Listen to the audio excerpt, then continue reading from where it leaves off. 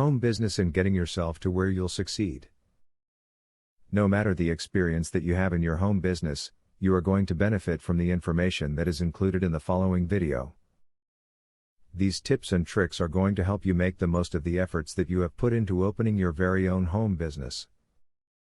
Be sure to find a great mentor when you are first getting your company off of the ground. This person should be able to help you with any doubts or questions you may have.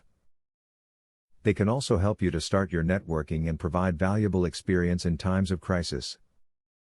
Develop a description for your home business that can explain what it is that you do in less than 3 sentences. If you have to spend a good bit of time explaining what it is that you do, you may not have the plan that you need to have to succeed. To make your business more visible, use the proven, successful methods of search engine optimization. Search engine optimization can be an excellent method for owners of home businesses to market their sites online and increase their audience size.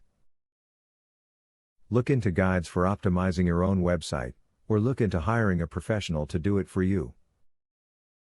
Whenever possible, use your business credit card.